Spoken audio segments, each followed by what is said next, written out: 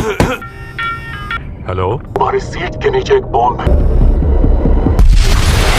तो दोस्तों, आप सब कैसे हो? आशा करता हूँ अच्छे होंगे। तो आज हम एक्सप्लेन करने वाले हैं 2023 में आई मूवी जिसका नाम है रेट्रिब्यूशन। इस मूवी में लीड किरदार में है लियम नीसन, जिसने Taken, Clash of the Titans, Wrath of the Titans और भी बहुत सारे मूवी में लीड रोल में काम कर चुके हैं। क्लैश ऑफ द टाइटंस और रॉथ ऑफ द टाइटंस, ये दो मूवी का एक्सप्लेनेशन वीडियो ऑलरेडी हमारे चैनल पे मौजूद है। अगर आप चाहे तो वो वीडियो भी देख सकते हैं, लिंक डिस्क्रिप्शन में दे दूंगा। मूवी की स्टोरी थोड़ा पेचीदा है, इसलिए आप लोगों से अनुरोध है वीडियो को पूरा देखिए। स्किप करेंगे तो समझ में नहीं आएगा। तो चलिए वीडियो को शुरू करते हैं। तो दोस्तों, मूवी की शुरुआत में हम देखते हैं एक आदमी कार के अंदर अपने मोबाइल पर किसी से बात कर रहा है। वो कार से निकलने वाले थे कि वो कार ब्लास्ट हो जाता है। अगले सीन में हम देखते हैं एक आदमी कसरत कर रहे हैं और टीवी पर वो न्यूज चल रहा है, लेकिन उसकी तरफ उसका ध्यान नहीं है। तभी टैब में उसके दोस्त का एक कॉल आता है और वो लोग अपने बिजनेस के बारे में बात करते हैं। इस आदमी का नाम मैट टन है, जिसने कॉल किया है उसका नाम एंडर्स मुलर है और ये आदमी नानाइट कैपिटल नाम का एक बैंक जैसा संस्था में वित्तीय उद्योग में काम करते हैं, जहां उनके दोस्त और सीईओ एंडर्स मुलर के बाद उसका स्थान है। कॉल रखने के बाद वो अपने पत्नी के साथ मिलते हैं। मैट जर्मनी के बर्लिन शहर में अपनी पत्नी हेदर और दो बच्चों एमिली और जैक के साथ रहते हैं। उसके पत्नी हेदर उसे बच्चों को स्कूल छोड़ने को कहती है, लेकिन मैट कहते हैं मेरा बहुत काम है, इसलिए मैं जा नहीं पाऊंगा। लेकिन हेदर बोलती है सिर्फ एक ही दिन की तो बात है और तुम हो कि इतना छोटा सा काम भी नहीं कर सकते हो। और हेदर गुस्सा हो जाती है। ये देख मैट राजी हो जाता है। जब वो अपनी बेटी एमिली को और बेटे जैक को छोड़ने जाते हैं तो देखते हैं जैक पहले ही निकल चुके हैं। जब वो गाड़ी में बैठते हैं तभी हमें किसी प्रेशर ट्रिगर को दिखाया जाता है। मैट और उसके बेटी कार में बैठ जाते हैं, लेकिन कार स्टार्ट नहीं हो रहा था। कार के सिस्टम ऑटोमेटिक रीसेट होने लगते हैं, लेकिन फिर कार स्टार्ट हो जाती है। कुछ दूर जाके देखते हैं जैक फुटपाथ पर पैदल चल रहा है। मैट उसे गाड़ी में बैठने को बोलते हैं, फिर जैक ना चाहते हुए भी गाड़ी में बैठ जाते हैं। उसके बाद मैट एंगर को कॉल करते हैं। एंगर मैट की कंपनी में पैसा इन्वेस्ट किया है। मैट उसे समझता है, तुम टेंशन मत करो, अभी थोड़ा लॉस हो रहा है, लेकिन कोई बात नहीं, तुम्हारा पैसा डूबेगा नहीं। कुछ देर मैट को पता चलता है जैक का कोई गर्लफ्रेंड है और उसका नाम मिला है। फिर एक मोबाइल फोन बजने की आवाज सुनाई देती है। मैट एमिली और जैक से पूछते हैं ये मोबाइल किसका रिंग कर रहा है। वो लोग बोलते हैं हम लोग का मोबाइल हमारे पास है, हमें पता नहीं किसका मोबाइल बज रहा है। तब उसे कार के अंदर एक टूटा हुआ पुराना मोबाइल मिलता है। वो कॉल उठाता है, तभी मोबाइल के अंदर से एक आदमी थोड़ा डरावनी आवाज से बात करता है। वो आदमी उसे बोलते हैं तुम्हारी सीट के नीचे एक बॉम्ब है और तुम बैठते ही वो बॉम्ब एक्टिवेट हो गया है। वहाँ एक प्रेशर ट्रिगर लगाया हुआ है, अगर तुमने सीट से उठने की कोशिश की तो वो बॉम्ब फट जाएगा। ये सुनकर मैट कॉल को कट देते हैं, लेकिन वो थोड़ा डर जाते हैं और वो एक्सीडेंट होते होते बच जाते हैं। फिर वो अपने बच्चों से पूछते हैं क्या ये सच में तुम्हारी माँ का फोन नहीं है। तब वो लोग कंफर्म करते हैं कि ये उसके पत्नी के फोन नहीं है। फिर वो सीट के नीचे हाथ लगा के देखते हैं, सच में वहाँ कुछ लगा हुआ है।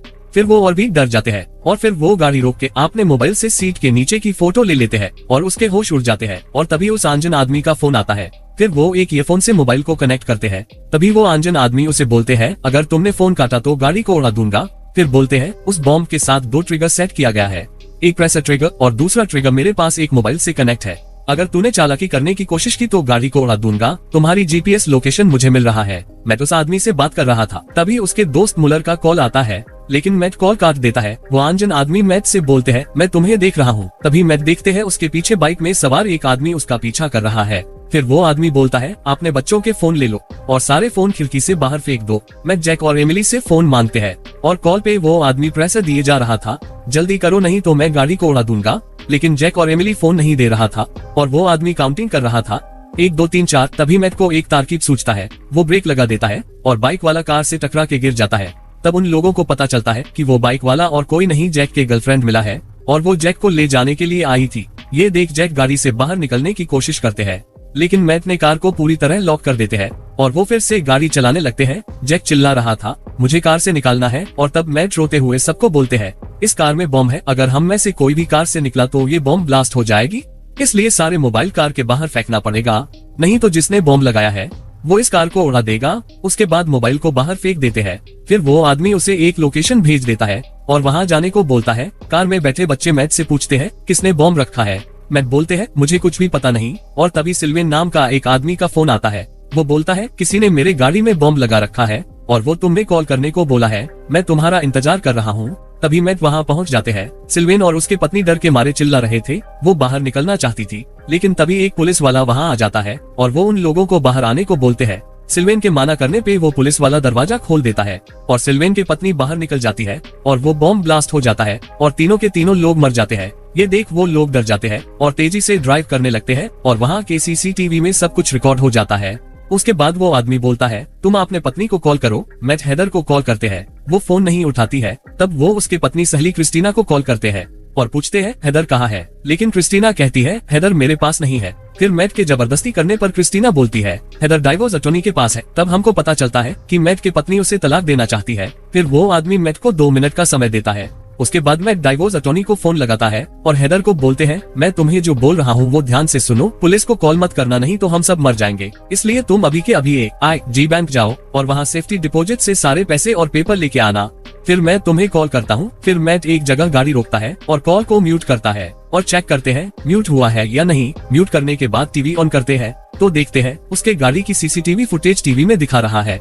पुलिस को उस पे शक है। मैट को समझ में नहीं आ रहा था कि किसने उसे फंसाया है, आखिर वो चाहता क्या है। फिर मैट जैक से वादा करते हैं कि वो उन लोगों को कार से जरूर बाहर निकाल देगा। तभी हेदर का कॉल आता है और वो हेदर के फोन से बैंक मैनेजर से बात करते हैं और लॉकर का पासवर्ड भी बोल देते हैं। फिर वो बैंक जाता है जहां हेदर उसका इंतजार कर रही थी। मैट उस आदमी की कहे मुताबिक पैसा और डॉक्यूमेंट्स ब्लू सूट वाले एक आदमी को देने को बोलते हैं। हेदर उसे ब्लू सूट वाले आदमी को वो पैसा दे देती है।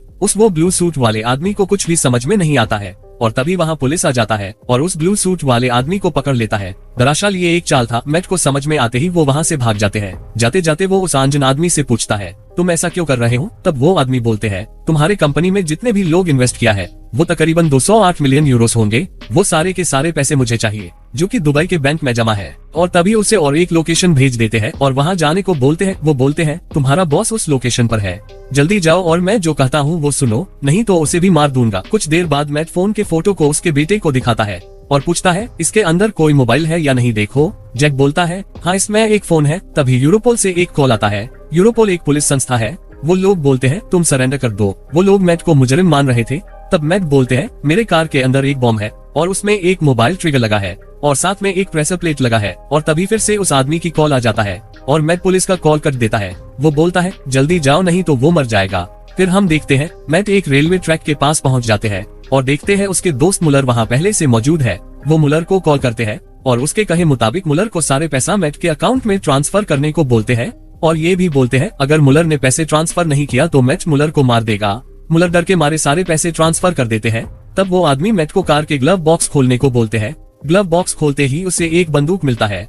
फिर मैट को उसे मारने को बोलते हैं। मैट के पास कोई रास्ता भी नहीं था, लेकिन फिर भी वो मुलर को मार नहीं पाता है और वो बंदूक को फेंक देता है और तभी सामने से एक ट्रेन गुजर जाता है। ट्रेन गुजरते ही वो कार ब्लास्ट हो जाता है और उस कार के टुकड़े गोली की तरह मैट के कार में टकराता है और एमिली को चोट लग जाता है। मैट एमिली की खून देखते ही उसका खून खौल उठता है। अब वो डिसाइड कर लेता है चाहे कुछ भी हो वो उस बॉम्ब मैन की बात नहीं सुनेगा। फिर वो सीधा गाड़ी लेके हॉस्पिटल के रास्ते चल पड़ता है और उस बॉम्ब मैन को गाली देने लगते हैं और बोलते हैं, अगर तुझे पैसा चाहिए तो पहले तू मेरी बात कान खोल कर सुन ले, अगर मेरी बेटी को कुछ हुआ तो तुझे पैसा नहीं मिलेगा।